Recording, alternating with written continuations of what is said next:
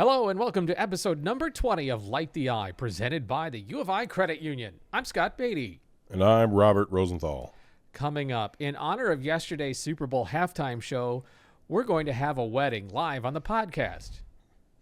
And the Cheez-It guy from the Citrus Bowl is going to marry them? That's right. Yes, love it.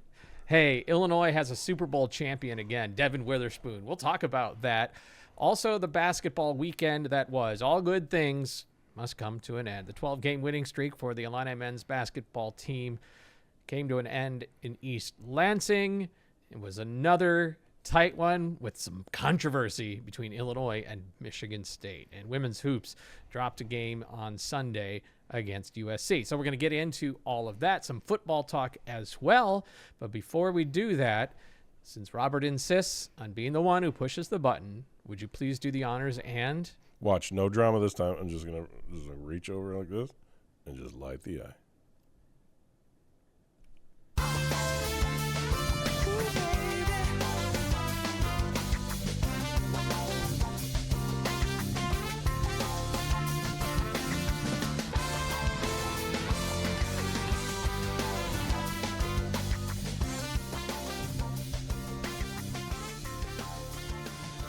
What's the saying? Death, taxes, and then the thing that losing at Michigan State. Well, losing at Michigan State is one thing, but it's a close game. In fact, this one goes to overtime, and there's always just going to be something.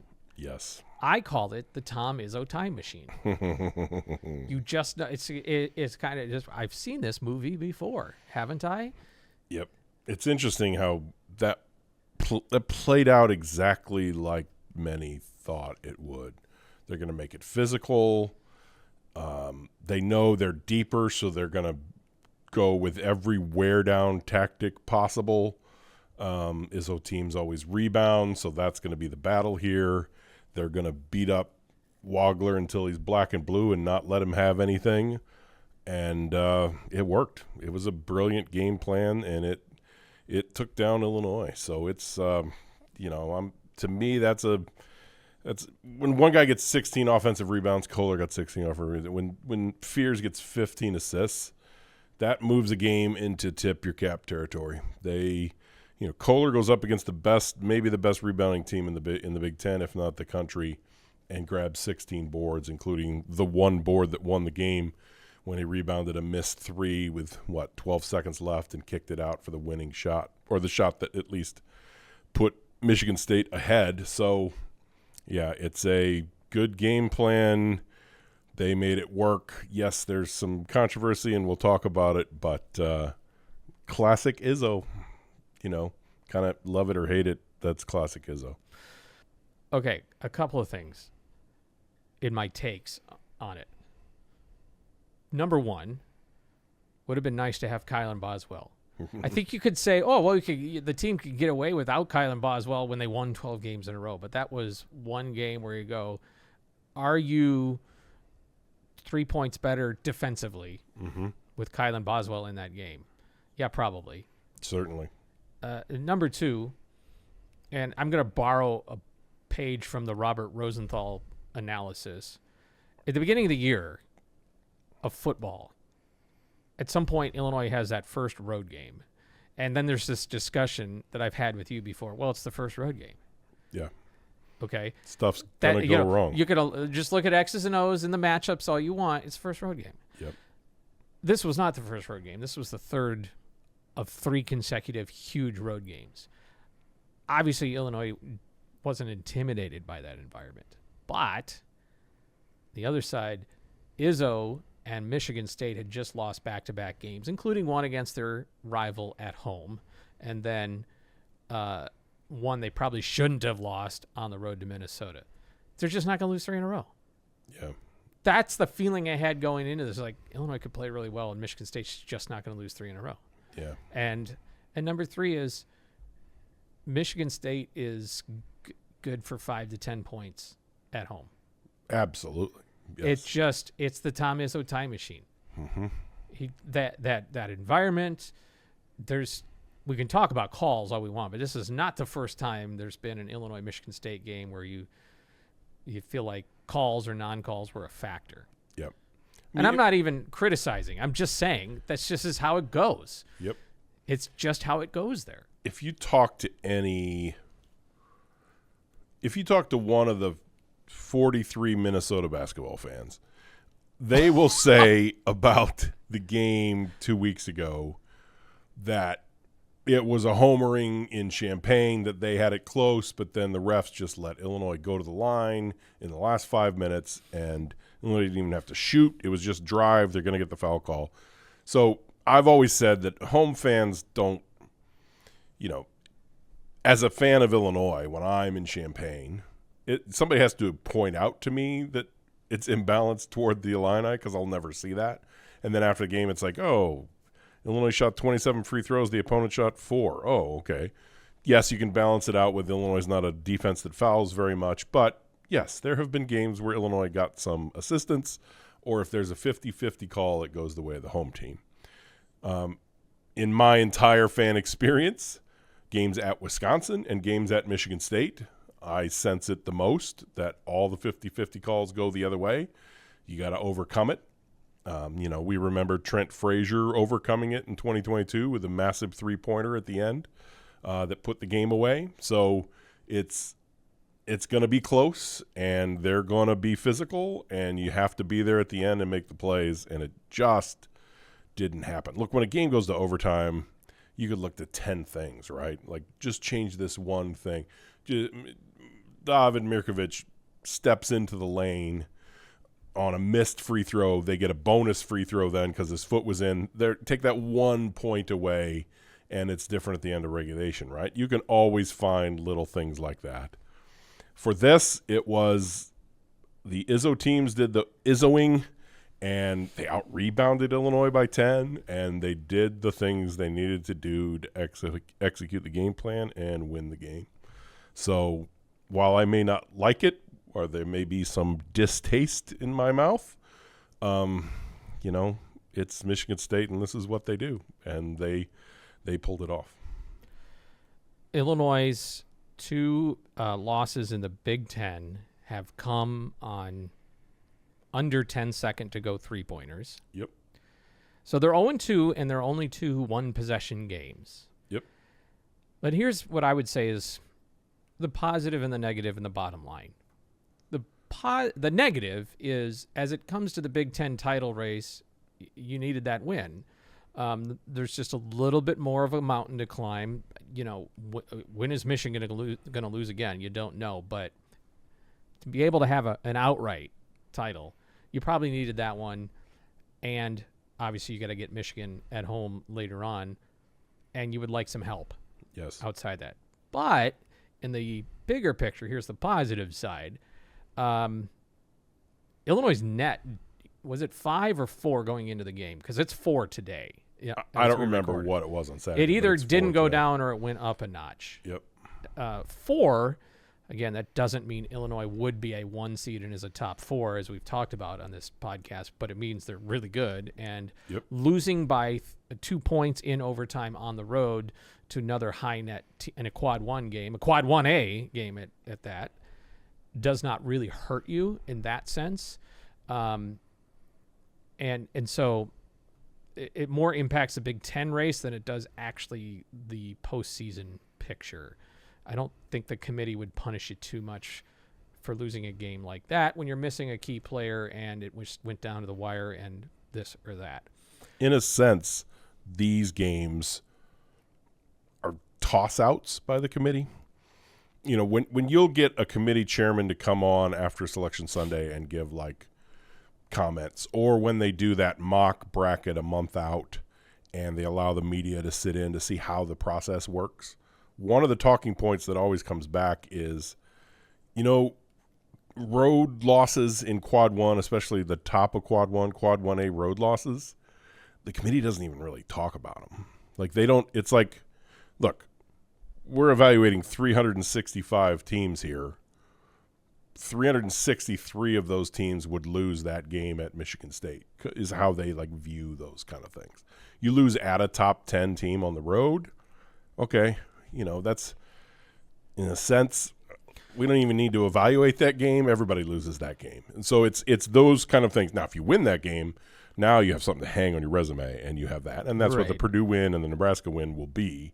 A loss like this isn't much of a ding at all in any way the committee frames these things. They want you to schedule these games and then see if you can win some of them. Well, I mean, in this case, it was scheduled because of the conference you play in. Sure. But if you were to go back 2.5 weeks ago and say the next 3 road games you have are against top 10 or top 5 opponents, how many can you win? Wouldn't most people say, boy, I'd like to get 2 of them, but I'll take just 1? Yes, everyone would have accepted 1. And now you were in a greedy spot where you wanted all 3, but in the bigger picture, the evaluative picture, you go, you just won 2 out of those 3 games, and the one you lost was against a bit of a backed into a corner Spartan team. Yep. And you only barely lost. Yep. So which lens do you want to look through it? I think it's just okay, I'll put this out there to you, Mr. Fan. Mm-hmm. Would it have been an easier pill if you won 2 out of 3 but beat Purdue and Michigan State, but lost to Nebraska on the road? I just think it's a little bit like, why did it have to be Izzo again? Yes. And I don't even know that Izzo's – look, we can get into this. I mean – let's do it because I don't think I can answer that without put this into effect. I have this perspective on Tom Izzo that there's a love-hate relationship with him. Sure. Amongst – I think there's other figures in the Big Ten or in basketball where it's all hate or it's all love. Yes. But I think with Izzo, it's a little bit of both. Yes. Because there's something about him where you're just, how can you just not respect the guy? Yes. But there always seems to be something around when these two teams meet, at least these two teams. Jeremy Fears this year. It was Matty Sissoko a few years ago. It was Draymond Green years ago. Yes. Yes. I just think emotionally, you almost would have rather beat Michigan State than, let's say, Nebraska. Yes. In my mind, here's how – look, I was at the Underwood's event. I don't think it was last year that Izzo was there. It was 2 years ago. The Coaches versus Cancer event that happens in April. And Izzo in an event like that is great, right? Oh, yeah. He's folksy. He's funny. He's the dean of Big Ten coaches. He's perfect. And so you leave there like, that guy's he's a good guy. I like Izzo. Well, good old Izzo. You know, and then you watch them play dumb with Fears. You watch them, wow, I'm not so, what, you guys think he's intentionally? Look, his foot went up. He kicked at that guy at Minnesota. He obviously tripped him. Look, this is Grayson Allen 2.0. Watch all of these things. And for Michigan State to be like, oh, I mean, I guess maybe these are it's just some bad luck, you know, for them to play dumb with it. Now I'm totally back to like, wait, this is Izzoing again. And Michigan State is the program of who? Me? Like, you think us? You think we did that? And that's always been the, like, grind your teeth thing toward Michigan State, right? For at least on the fan level. So here's my take on the whole thing. Did Fears try to trip David Mirkovic? In my opinion, 100%. Senses him over his shoulder, even takes a half step, not a natural step. Takes a half step on his right foot so they can get back to his left foot, stick it out, and trip him as he goes by. We've seen enough evidence that this is a kid who does that. He then tweets after the game, image of Illinois' 4 losses to Michigan State in a row, and says, boy, must be on the refs each time, huh? Just as a twist the knife, you know. And I sit back and I read that, and it grinds my fan gears, and I see all of it, and I'm like, there should be justice. And then I settle here. It is fun is probably the wrong word, but it is comforting to have Michigan State in that spot in my brain. There's something very normal. Like when Lou Henson and Bobby Knight would start yapping at each other over the officials, and that one time that Henson said he's just a bully and like he just bullies everyone, and you know, Knight snaps back in his next press conference. There was something like, oh, this is 1980s Big Ten basketball, and these two are going to yap at each other in press conference. There was just something comforting, something real about that. To have Michigan State in this seat of, what, us? You think he's intentionally tripping? Oh, my gosh, no, we're pure as the white-driven snow. No, you're not. But it's kind of fun to have you in that seat again because Matty Sissoko, like, oh, he's the greatest kid in the world. He would, exact quotes. I wrote about it the next day. Like they talked about it like it was a barroom fight, I think was the quote or something like that of when Io got his nose broken. And then they played the what? Oh my gosh. You think he intentionally, he was just trying to block the shot. That is Michigan State. That is who they are. That's who they sit. That's the chair they sit in my fan brain of they are always going to do the pearl clutching. Us? You think Fears actually, oh my gosh. And I'm comfortable with them in that spot in my brain. It's fun. It's fun to have them in that seat because that's how, it's like, again, I'm talking here on fan levels, right? If Michigan does something. Can you make your point a fourth way? Yes. If Michigan does something on I'm a Michigan man, we're the leaders and best, we do things a little differently around here, then that fits into that slot, right? Round peg, round hole. I'm like, oh, that is pure Michigan right there. You see the pure Michigan ads on TV, there it is. If they're going to make a moment of like a Michigan man would never do such a thing, yep, that fits right into the slot where they're supposed to be. The slot where Michigan State exists in my brain, in my fan brain, is this. Oh my gosh, we would never. You think Draymond Green tried to trip him? No. He's the greatest player in the world. That's Michigan State in my fan brain. But you need him there. Yes. I need them on that wall. I want them on that wall. This is the road runners like, you know what? Life's better with the Coyote in my life. Yes. Yes. That's a great way to put it. I need them in that slot so that I can grind my teeth and feel really good when Illinois wrestling gets a parlance, win. You need the heel. Yes. You need the villain. Yes. And look, that's nothing to take away from Izzo, a brilliant coach. He had the game plan to beat Wagler and beat Illinois. He figured it out. They executed it. They won the game. It's why he's a Hall of Fame coach. But they're also always going to play dumb in moments like what Fears is doing, and they will not punish him. They encourage that. Yes. Why would they punish him if they've gotten away with it for years and years and years? And Fears doesn't get 15 assists because he may play dirty. Yes. He gets 15 assists because he's a really good point guard. Yes. And their offense is predicated on a transition that requires. Yep. I mean, he has always, whenever Michigan State has struggled, it's because their point guard wasn't up to the standard that they need to make quick decisions in a fast offense. That's why they are what they are. But something that Tom Izzo knows very well is how to get any extra little edge. Yes. And he can lean on referees, and the crowd is right on top of you, and he gets his players to play as hard and as physical as possible up to the line. Yep. And when you get a guy like Jeremy Fears, did he trip him? I look at that video and go, well, I could see the case for both. Brad Underwood in his media availability on Monday wouldn't take the bait and said it doesn't do me any good to comment. And in fact, I've heard from many officials. And he didn't go any further than that, but I interpret it to be, we could probably see it both ways. And he kind of just let it be right up to that line. And then you can go and say, well, are you giving him, are you not giving him the benefit of the doubt based on past history and not just looking at the play in and of itself? Sure looked, all I can say is David Mirkovic tripped. Yes. Why did he trip? It's a little bit left up to interpretation from there. Let's also note that left a wide open three-point shooter who hit the three in a game that ended. But that's my fan brain taking over here. Listen, I'm going to say it this way. I am now going to reveal to you the origin story for this villain and the origin story for the villain of Michigan State basketball, for the villain of, was that a dirty play? Oh my gosh, no, we would never.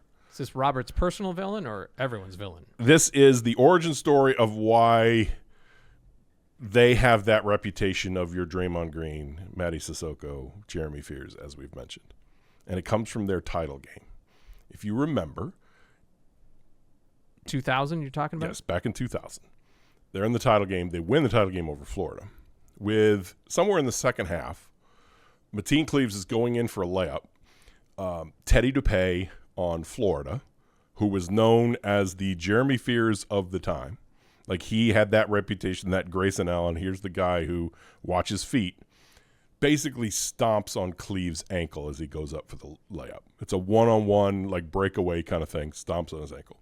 Cleaves turns to the camera, or turns to his bench. You can see him mouth, "It's broke, it's broke."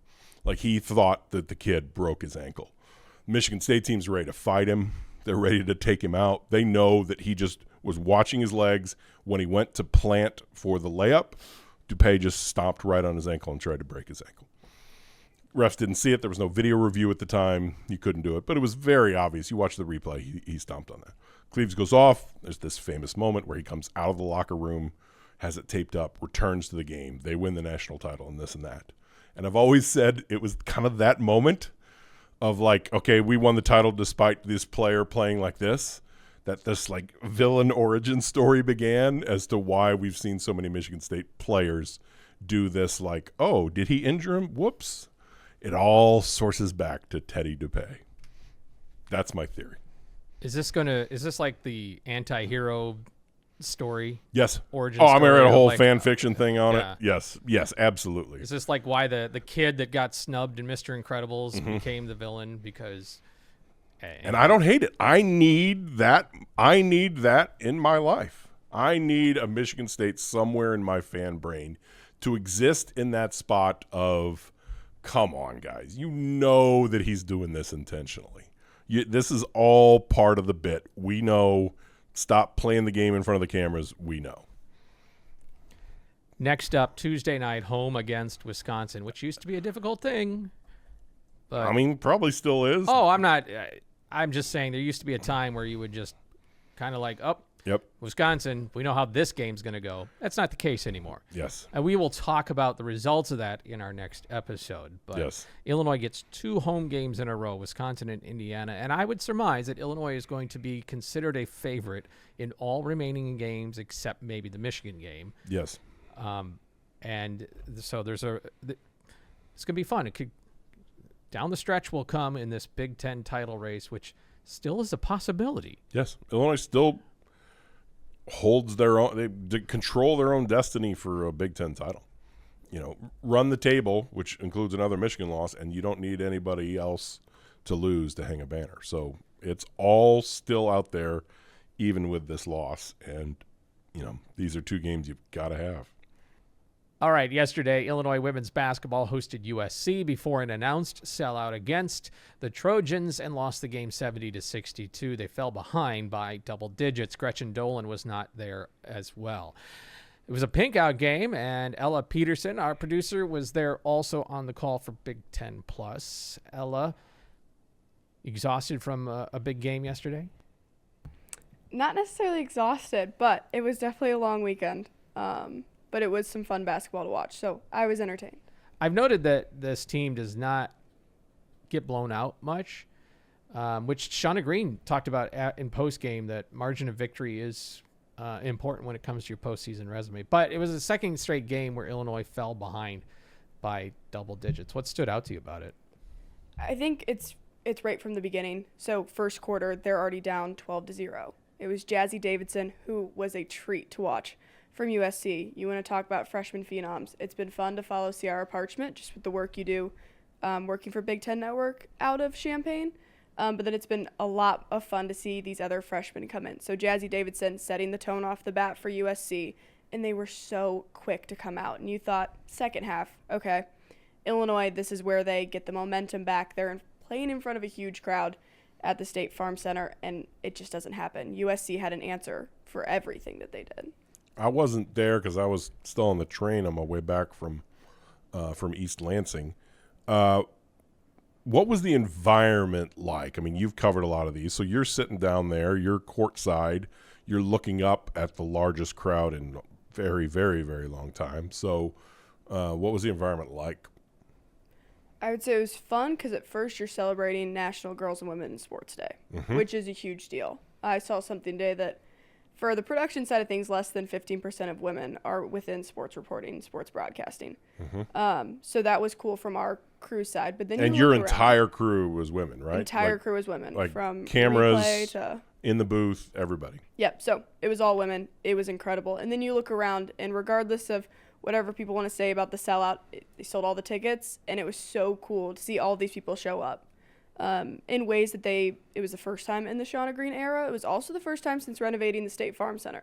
So there were 2 previous sellouts, but that was before State Farm Center was renovated. So so much more seating. So it was just fun, and it was great to see support for these women that have worked so hard all season, and kind of be able to see the support from the community. Yeah. And they did it on Super Bowl Sunday. Yep. I know it was earlier, but you got everybody out. It was a good effort. It was a great effort by everyone involved to get everyone there. And hey, we're proud of you and Maisie for being a part of that crew. Thanks, good job. Scott. Yeah. Yeah, it had All to be right. fun, right? Like, I mean, that's like, a little historic moment here, and you get to be courtside, sitting there, calling it, everything else. I don't know if Maisie was in your ear, but it has to be fun to do that, right? It's funny. Maisie was in my ear like I'm in your guys' ear. Yeah? For this stuff. Okay, good. I think I honestly even overused the word fun on the production because it was just, that's what it was. Sure. Me and the color analyst, it's fun to just be able to talk and call such a cool game. It's also only the second time USC has ever played against Illinois, their first time at the State Farm Center. So whatever you want to talk about the extension of the Big Ten, it's brought in some cool teams that I never thought I would cover. Yeah, that's great. That's great. Well, next up for Illinois, the women, it's Wednesday night. They host Wisconsin also. So Wisconsin in town here in the midweek. Men on Tuesday, women on Wednesday. Good stuff. All right, we have a little bit to touch on in the world of football. A new hire on the staff for the Illini, and Devin Witherspoon is a Super Bowl champion. We will get to that in a moment. We're so pleased to welcome a new sponsor here to Light the Eye. It's Logic Co-working. Logic Co-working is a fantastic environment in Champaign for you to be productive and accomplish whatever it is you need to accomplish. And it's a friendly yet distraction-free environment to do so, whether you are a remote worker who needs an office space or a professor who's looking for a different environment or a student who needs a place to study for a few hours. Logic Co-working offers fast internet, free printing, a kitchen, a conference rooms, even a locker room with a shower if you need that. In fact, Robert and I have even made use of the space to prepare for episodes here on Light the Eye. Here's a picture of us in action at Logic Co-working. Most important, the staff is super friendly and helpful. And for your work or study needs, or maybe it's just an outside project, check out Logic Co-working. They have monthly memberships, day passes are available as well, and students get a discount. Check out Logic Co-working at the corner of Neal and St. Mary's, right behind Seven Brews in Champaign. Well, this is something new for us. While we were recording in this podcast, we got some breaking news. Breaking news. So we teased that we were going to talk Illinois football. That's true. And we can touch on that Devin Witherspoon is a Super Bowl champion after yesterday's performance, but something has trumped that in the headlines. Illinois football has a new defensive coordinator. By the time you're consuming this, you probably know, but it's Bobby Hauck. So this is our live in the moment at the time. I saw a comedian who did a special that said it was Dimitri Martin. He said, Dimitri Martin, live at the time. Yeah. This is live reaction to the breaking news when it was breaking. In this moment, yes, we are both have no information and are speaking off the cuff. Well, we have some information. That is, his name is Bobby Hauck. Yes. And he's a defensive coordinator, and he was very successful as a head coach at the University of Montana with the Grizzlies. Yes. He, yesterday, on Sunday, announced he was retiring. It was last week. Oh, that he was okay, last week. It was 5 days ago. So yeah, he recently announced he was stepping down from his position. Yes. And it turns out he was coming to Illinois. And Yes. Brett Bielema last week indicated he knew his plan was a defensive coordinating. He just wasn't going to announce it till after the Super Bowl. Well, it's after the Super Bowl, so here we Yes. are. I'm piecing all this together in my head right now. So Bielema says on Wednesday in his press conference, can't announce it till after the Super Bowl. Everybody runs to the defensive coaching rosters for New England and Seattle, including myself, thinking, oh, hey, it must be one of these assistants who is going to. But no, this was set with they wanted to give him a chance to retire. I mean, he's kind of a legend there in Montana. He took him to 2 national title games. I know that. I remember seeing this last week that, at 61, he retired from Montana. There were a lot of national college football folks that I follow saying, like, wow, like, ew, boy, I thought he'd coach there at least 5 more years, if not longer than that. But maybe he's just ready to wrap it up and ready to be done. And so now I'm piecing all that together to be like, okay, well, now this makes sense. Bielema said after the Super Bowl because they were giving him a week to have his goodbyes at Montana and do a press conference and all of his, like, I can understand that they don't want that to feel like, hey, peace out. This is just him done with the FCS thing, retiring from his great job there where he took them to national title games and everything else. And now next phase or maybe final phase of his career is coordinator in FBS football. So we are learning right now Yep. exactly what he'll be about. I'm sure there will be press conference and more information. They say that he has a fast physical defense. I don't know any defense that's not designed to be I've never Good heard somebody thing say we it's play an unphysical Yes. defense. It's a good It's thing a we don't have a slow, unphysical soft defense. defense. We Yes. just kind of let you by. Yes. And Yes. if you want to stop and get tackled, let us know. We'd be happy to accommodate. Surprise. And it just we don't throws people off. We never tackle without consent. That's right. That's right. Look, it's a high stakes hire. Yeah. And I wouldn't look at FCS as plenty of FCS people can be very successful at FBS. That's Sure. not Yep. a thing. Going back to last week, you advocated that everybody trust the process and trust the man with a plan, and the plan is Bobby Hauck from the University of Montana. Yep. He knows ball, and we will see how he implements a new defensive scheme. And there will be plenty of questions. And here's the fun part: the best part about a new defensive scheme is you won't really know till game 1. No, that's the worst part of the new. Isn't that the defensive best scheme. part? The worst part is that spring practices we're going to be able to see like 6 minutes of one guy stretching, and that's it. You think it's going to be a 3-4 or a 4-3? It's going to be so shut down. Okay, now I hate it. That's the worst Yes. part. When Aaron Henry went to Notre Dame, you're like, oh, now I can't. I don't care see. about that. I just want to see practice. That's all I care. Yeah, it's interesting. Like my very first, this is my first reaction because we just learned this. It's kind of it's an interesting big boy football move. Like we've seen this before with head coaches being like, you know what, I can make more as a coordinator in FBS than I can as a head coach in FCS.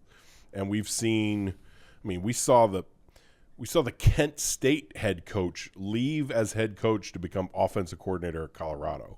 Like there's this, like in the upper echelons of college football with the money that's available now, it's more financially sound to take a coordinator job at a Big Ten or SEC or one of the major schools than it is to be a head coach elsewhere. Well, Brett you're gonna Bielema, make more. I'm sorry to cut you off. Brett Bielema has always liked that each side of the ball has at least a former coordinator or former head coach. I don't know if that's intentional all the time, but Mike New is an analyst. Yep. That's his title, right? Yes. He was the head coach at Ball State. Yep.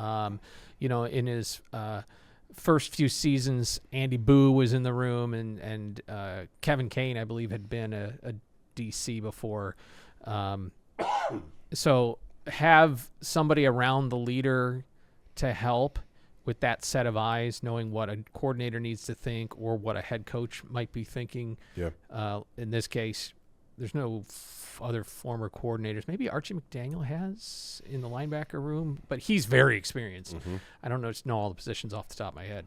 But anyway, this gives some gravitas to the room. This is not somebody getting their first crack at coordinating. This is somebody who's been at the head coaching position and now is stepping into a defensive coordinating position. And presumably pays the same or if not more than what you could do at the FCS level, but very experienced as opposed to the youthful for a coaching position, Aaron Henry. So that's the other thing that stands out. I just pulled up I pulled up his Wikipedia page in front of me just so I have some reference since we're just learning this. It's interesting that he was at Montana, built up the program, then left to take the UNLV job. Was not successful there. Then he went to San Diego State for a couple years as the special teams coach after he was let go by UNLV in 2014. And then he returned to Montana. And Does this guy know that Illinois doesn't have mountains? Probably. He's going to get here and he's like, where are the mountains? Yes. So I'm sorry. Did we not tell you? I'm looking at the bio here.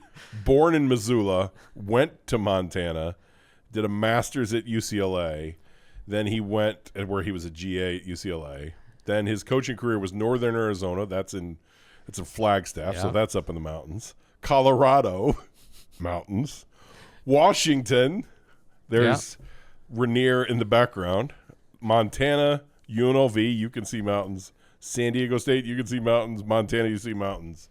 And now to Illinois for one of the flattest counties, Champaign County, one of the flattest counties in the entire United States. What do you like to do in your spare time? Well, I like to go mountain climbing or downhill skiing. Yes. Sorry, You're going to love it here.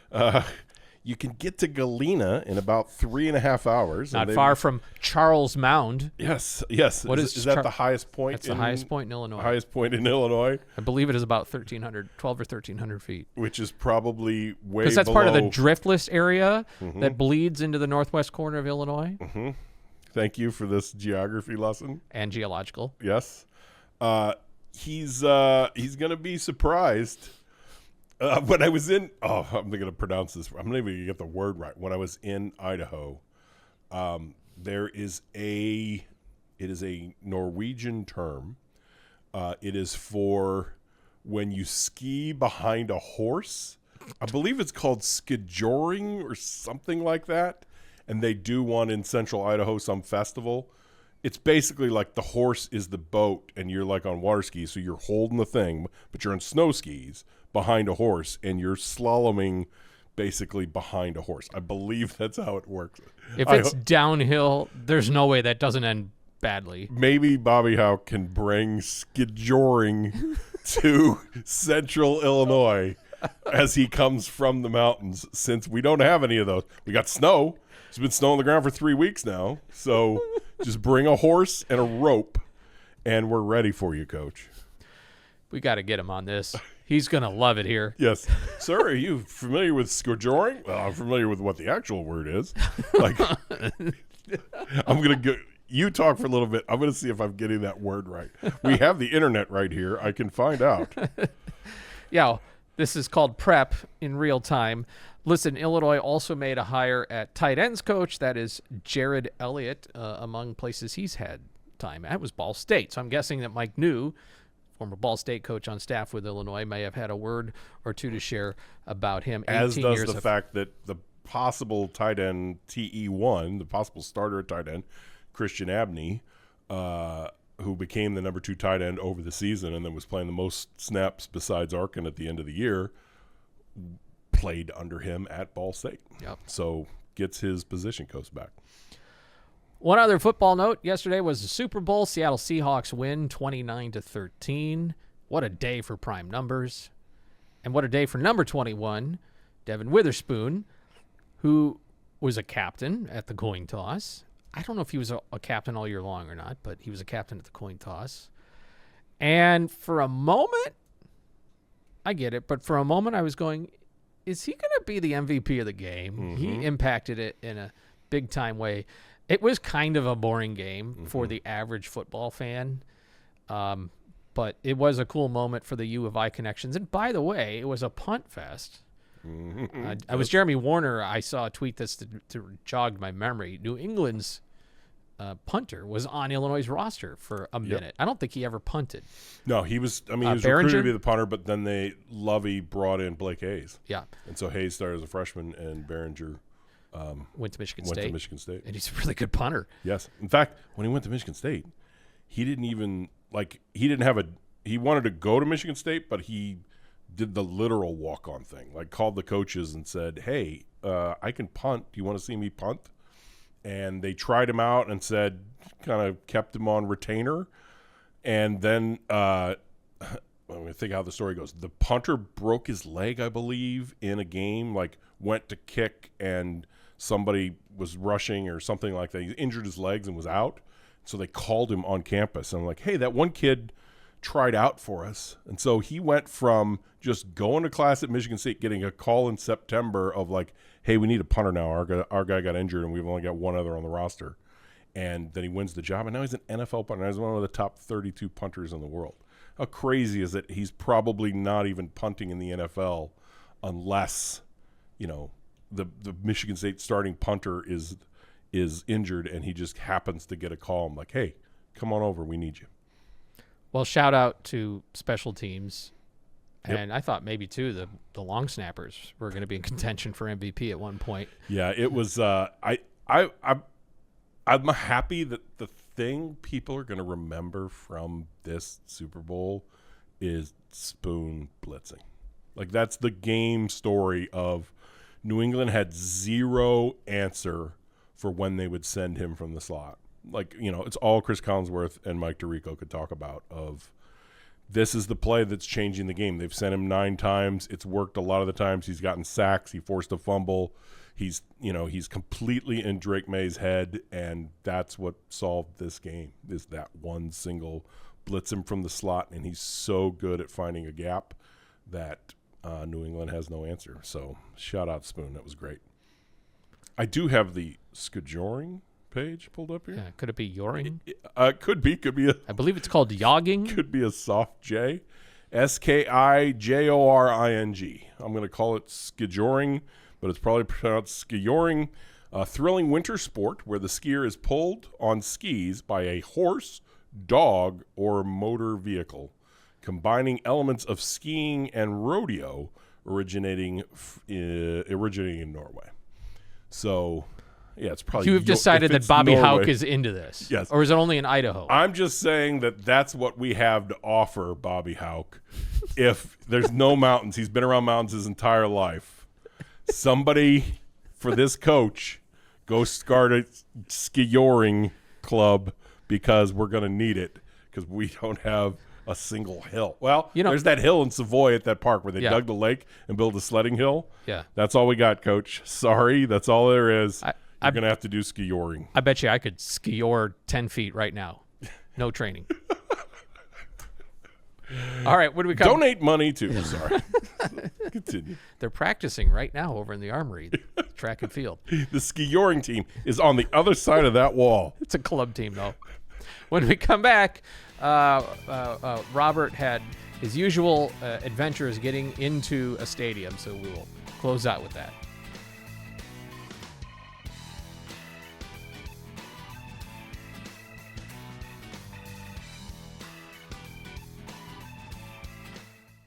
All right, before we go, once again, you're blurring the lines of journalism and fandom. Yes. Can I reveal? Yeah, 100%. I know you're always an open book. Yes. So this guy, tell the story. Yeah. This guy, I get to Breslin Center and see the media seating chart. And thankfully, you looked for my name. Well, I was just curious because, okay, where is everyone sitting? And the radio position is up high where all the rest of that's becoming more of a thing in basketball arenas because they sell the floor seats, so they perch the radio up high. Yep. Okay, I don't see Robert Rosenthal listed anywhere. And I know you're coming to the game. Yes. You've talked about this. I know you're in East Lansing. So I messaged you to say, hey, I don't see you listed anywhere. Well, why weren't you listed, Robert? So as soon as you sent me that message, I'm like, look, I know I looked this up last week. Go to my Gmail, type in Michigan State credential into the search bar. There it is. The very first thing says Michigan State credentials approved. I had looked for that email last week just to make sure. I couldn't remember if several weeks ago I had applied or not. I apply like for 4 games at a time. I couldn't remember if I'd applied for this one. Oh, there's the confirmation email. We're good. So as soon as you didn't see it, I'm like, oh, I'm just going to have to send them that and say, hey, I'm approved here. I look at it. I pull up the actual email. Hey, Mr. Michigan State. Exactly. Hey, you forgot me. Yeah. And the date is January 16th, 2025. So when I had done the Gmail search, the first thing that pops up on top of the list says January. I'm good, right? Nope. That was from last year's game, and I hadn't applied for a credential for this year's game. So what's old Robert going to do? He's in a bind. He goes to StubHub, and he buys a ticket for, what was it total, $53? Yeah, $53 to get myself into that stadium. So you had yourself a seat. Yes. Did you use that seat? No, I'm a stander. So you just stood the whole time? Yes, I didn't go to the seat. I'm not the kind of guy who wants to just sit down in a big section by myself of Michigan State fans. I need a group with me if I'm going to enjoy that experience. If I'm just solo surrounded by green, that's not going to be very fun for me. So I just found the standing room place. I like pacing. If I could stand for every game, I would. I do it for football. I stand for the entire game. So for basketball, if there was a spot in the State Farm Center where I could stand, I would do it because it's just I'm an active person. I got to rock back and forth. I got to pace a little bit. I got to work out my emotions as the game is going along. Well, in the end, Michigan State got their cut from you, didn't they? Yes. It was, gosh, is this 3 in a row up there now? Like I was at the Trent game, and that was a lot of fun, but I think we've now lost 3 in a row there, 23, 24, 25, yeah, or 20, yeah, something like that, 3 in a row there. Yeah. So, yeah, I think Underwood's 1-6 at Breslin. Okay, yeah, it's been a rough couple of years taking that trip. I enjoy the trip. I'm on the train. I can walk to the stadium. I can buy a ticket if I need to. And it's been a fun trip, but not a very fun outcome in that building. We'll leave it there. Okay. We are looking forward to bringing you our next episode. Our guest will be Mike Small, the head coach of Illinois men's golf. I always enjoy listening to Mike Small because I feel like I get emboldened to go after whatever it is, even though I don't golf particularly well at all. He's a master psychologist. Make you a better anything. Yes, that's right. Yep. Maybe, certainly one of, if not the best coach in any sport in Illinois history. So we're looking forward to a conversation with Mike Small. I hope you'd let me talk to him, Robert, because he and I can talk for a long time about these golf teams. Let's leave it at that. In the meantime, thanks so much to Ella Peterson for her fine work as our producer today. Thanks to everybody in the Center for Innovation, Teaching, and Learning for hosting us here in the Armory on the campus of the University of Illinois. If you would, please take a moment to like and subscribe. And thanks to our presenting sponsor, the U of I Credit Union. Until next time, we'll join you again when we light the eye.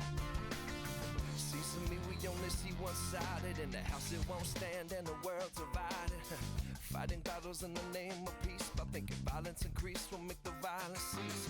But don't go on pretending it's just overseas.